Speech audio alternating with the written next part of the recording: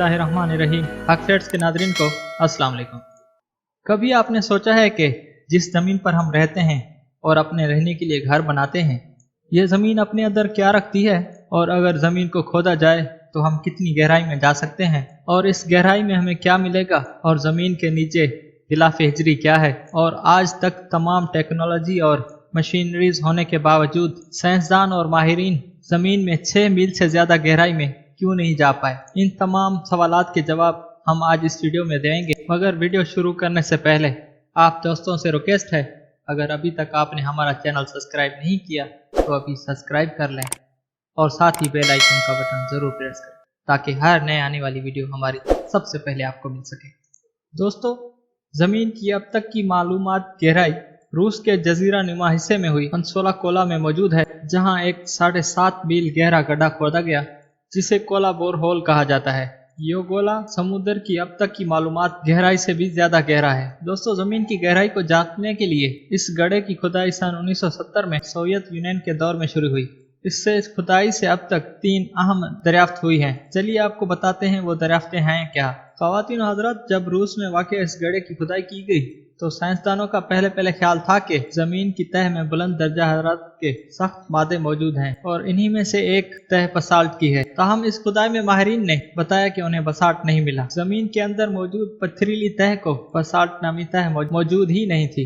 ये तो नहीं कहा जा सकता कि इस तह शायद कोई वजूद ही नहीं था। मुमकिन है कि यह तह मजीद गहराई में वाक़ हो जहां अभी तक इंसान नहीं पहुंच पाया। और अमूमन पानी जमीन के अंदर ऊपर की तरफ होता है और थोड़ी सी खुदाई के बाद निकल आता है, जिसका सबूत जा बजाय कुएं और देही इलाकों में हैंडपंप्स हैं जो जमीन के अंदर से पानी निकाल कर हमें बाहर देते हैं। ताहम साइंसदानों ने इस गहराई से बहुत दूर तकरीबन 4.5 मील नीचे भी पानी दरियाफ्त किया, और इस कदर गहराई में पानी की मौजूदगी किसी के ख्याल में भी ना थी, जो अल्लाह ताला की कुदरत का एक करिश्मा है। और सबसे ज्यादा हैरत अंगेज बात यह थी कि इस खुदाई के अमल के दौरान जमीन के अंदर गहराई में फोर्सेस की शक्ल जिंदगी की मौजूदगी थी। ये फोर्सेस जिन पत्थरों में दरियाफ्त किए गए, उन पत्थरों की उम्र 2 अरब साल थी, और इन फोर्सेस में खुर्दबीन इन्हीं जानदारों की 35 अनवाओ इकसाम दरियाफ्त की गई। अब दोस्तों, सवाल जहन में ये उठता है कि आखिरकार जदीद तरीन टेक्नोलॉजी के होते हुए भी साइंसदान और माहिरीन सिर्फ 6 मील या 7 मील गहराई में ही क्यों जा सके, और उसके बाद खुदाई क्यों रोक दी गई। दोस्तों, इंसानी अकल को दंग कर देने वाले इंकशाफात पर मबनी इस खुदाई को सन 1994 में कई वजूहात के बायस रोक दिया गया था। पहली वजह तो जमीन के तह का नाकाबिले बर्दाश्त दर्जा हरारत था, जो 180 डिग्री सेंटीग्रेड पर था। इसके अलावा जैसे जैसे खुदाई होती गई वैसे वैसे जमीन के अंदर पत्थरों की कसाफत या मजबूती बढ़ती गई, और खुदाई करने वालों का कहना था कि मजीद गहराई में ड्रिलिंग करना बिल्कुल भी मुमकिन नहीं है। दोस्तों, यही वो गिलाफ हिजरी है जिसके बारे में हमने वीडियो की शुरुआत में सवाल किया था कि जमीन के अंदर गिलाफ हिजरी क्या है, यानी पत्थर की सूरत में अल्लाह ताला ने गिलाफ बनाया हुआ है जिसके बाद मजीद नीचे जाना फिलहाल मुमकिन नहीं है। और जदीद तरीन आलात के होने के बावजूद भी 6 या 7 मील की गहराई से ज्यादा साइंसदान अभी तक नहीं जा सके हैं, क्योंकि इसके नीचे जो अल्लाह ताला ने चट्टानों की सूरत गिलाफ बना दिया है उसको तोड़ना नामुमकिन है। ख़वातीन और हज़रात, एक और वजह आप तक पहुंचाते हैं जिसके बायस जमीन के अंदर गहरी खुदाई को रोक दिया गया था। ये वजह थी अवाम में अजीब और गरीब ख्यालात का फैल जाना। खुदाई के दौरान जब पानी की मौजूदगी सामने आई तो लोगों ने उसे हजरत नूह अलैहिस्सलाम के दौर में आने वाले अजीम सैलाब से जोड़ना शुरू कर दिया, जिसके बाद जमीन पर दोबारा जिंदगी का आगाज हुआ था। लोगों का मानना था कि उस अजीम सैलाब के बाद जब पानी उतरा तो वो ज़ेरे ज़मीन गढ़ों और नालियों फैल गया, और अब इस कदर गहराई में पानी की मौजूदगी साबित करती है कि ये तूफान और अजीम देव मालाई दास्तान नहीं बल्कि ये हकीकत थी। खुदाई के समर के दौरान माहिरीन के दिलों में यह खौफनाक मरफूजा बैठ गया था, जो काफ़ी अनोखा और किसी हद तक खौफजदा कर देने वाला था। माहिरीन के मुताबिक जहाँ तक वो खुदाई कर चुके थे उस हद से आगे मजीद खुदाई करना जहन्नुम जा निकलने के मुताबिक था, जो उनके ख्याल में जमीन के अंदर है। खुदाई करने वाले रूसी माहिरीन ने यह दावा किया कि जब वो खुदाई करते हुए जमीन के अंदर गए, 7 मील की गहराई में गए, तो उन्हें बाज औकात नामूसी चीखें सुनाई देती थी, और उनके मुताबिक ये चीखें तकलीफ में मुब्तला उन लोगों की थी जो जहन्नम में हैं, क्योंकि उसके बाद नीचे आग ही आग थी। اور آخر میں آپ کو سب سے زیادہ خوفناک بات سے آگاہ کریں، یہ خدائی جہاں پر ختم ہوئی وہ مقام زمین کے مرکز کا صرف 0.002% حصہ ہے، یعنی زمین کی لامتناہی گہرائی ابھی موجود تھی اور زمین ابھی کئی درختوں کی منتظر ہے۔ کیا معلوم انسان اس قابل ہے بھی یا نہیں کہ اسے دریافت کر سکے۔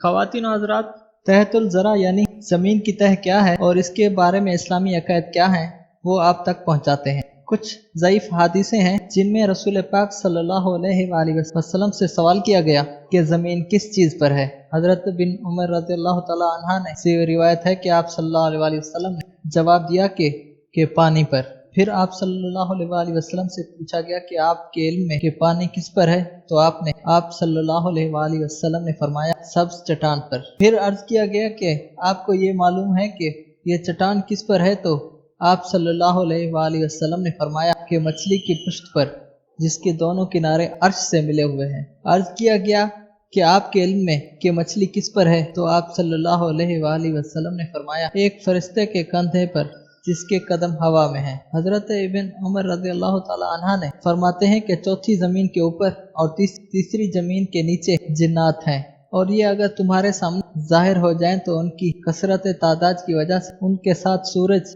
کچھ بھی روشنی نہ پاؤ۔ ان میں ہر زاویہ خدا کی مہروں میں سے ایک مہر ہے، اور ہر مہر پر فرشتوں میں سے ایک فرشتہ مقرر ہے۔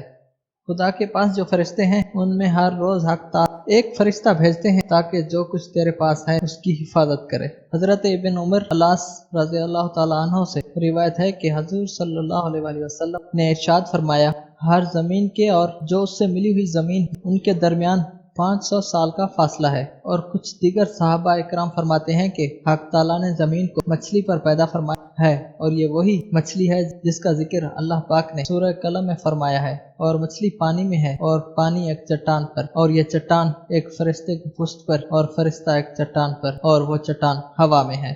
خواتین و حضرات، قرآن مجید میں اللہ تعالیٰ نے زمین کے بارے میں اشارہ دیتے ہوئے فرمایا، سورہ طلاق میں فرمایا، جس آیت کا مفہوم ہے اللہ ایسا ہے جس نے 7 آسمان پیدا کیے اور 7 زمین پیدا کی۔ اس آیت سے اتنی بات تو واضح ہے، ثابت ہے کہ جس طرح آسمان 7 ہیں اسی طرح زمینیں بھی 7 ہیں۔ پھر یہ 7 زمینیں کہاں ہیں، کس وضع اور صورت میں ہیں، اوپر نیچے یا طبقات کی صورت میں، تہہ بتہ ہیں، یا ہر ایک زمین الگ الگ ہے۔ اگر اوپر نیچے تہہ ہیں، طبقات ہیں، تو جس طرح 7 آسمانوں میں ہر آسمان کے درمیان بڑا مفاصلہ ہے، اسی طرح ایک زمین کے تحت ایک زمین اور دوسری زمین فاصلہ ہوگا، ہوا اور فضا ہے یا نہیں، اور یہ طبقات ایک دوسرے سے پیوستہ ہیں۔ قرآن مجید اور جو روایتیں حدیث میں بارے میں آئی ہیں اس میں اکثر ائمہ حدیث کا اختلاف ہے، بعض ان کو صحیح اور ثابت قرار دیتے ہیں اور بعض کو ائمہ کرام من گھڑت اور ضعیف کہتے ہیں۔ اس لیے محفوظ صورت یہ ہے کہ اس پر ایمان لائیں اور یقین کریں کہ زمینیں بھی آسمانوں کی طرح 7 ہیں، اور سب کو اللہ تعالیٰ نے اپنی قدرت سے بنائی ہے، اور اتنی ہی بات قرآن نے بیان کی ہے۔ لیکن خواتین و حضرات، ایک بات ضرور طے ہے کہ ان چیزوں کی تخلیق سے اللہ تعالیٰ نے عقل مندوں کو غور و فکر کی دعوت دی ہے، اور جن نشانیوں کا اللہ تعالیٰ نے قرآن پاک میں ذکر کیا ہے ان میں سب سے پہلے زمین و آسمان کی پیدائش ہے۔ کائنات میں غور و فکر دائرہ بہت ہی وسیع ہے، اس میں جتنا تدبر کیا جائے اتنا کم ہے، اور خالق حقیقی کی عظیم قدرت پر ایمان اور یقین میں اضافہ ہوگا۔ آفاق میں پھیلی ہوئی نشانیوں میں غور و فکر دعوت دیتے ہوئے بعض ایسے حقائق بھی قرآن مجید میں بیان کیے ہیں کہ آج صدیاں گزرنے کے باوجود سائنسی علوم ترقی کے دور میں نئی تحقیقات اور انکشافات کے نتیجے میں ماہرین نے قرآن کے بیان کرتا حقائق تسلیم کرنے اور ان کی صداقت کو ماننے پر مجبور ہو گئے ہیں۔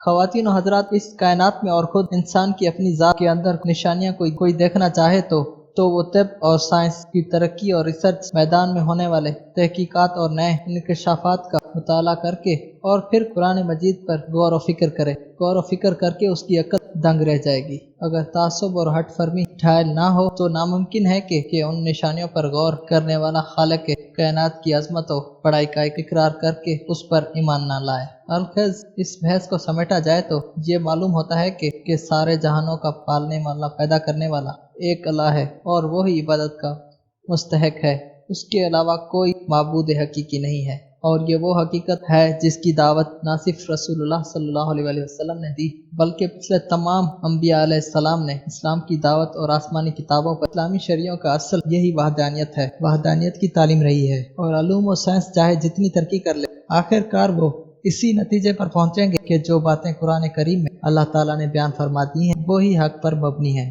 اسی بات پر آج کی ویڈیو ختم کرتے ہیں۔ اگر آپ کو ویڈیو اچھی لگی ہے تو لائک کر دیں اور اپنے دوستوں کے ساتھ یہ معلومات شیئر کریں، اور جنہوں نے ابھی تک ہمارا چینل سبسکرائب نہیں کیا ابھی سبسکرائب کر لیں اور ساتھ ہی بیل آئیکن کا بٹن پریس کر کے آل پر کلک کر لیں، جیسے ہر نئے آنے والی ویڈیو سب سے پہلے آپ کو مل سکے۔ نئے ویڈیو آنے تک کے لیے اپنا اور اپنے پیاروں کا بہت سارا خیال رکھیے۔ اللہ حافظ۔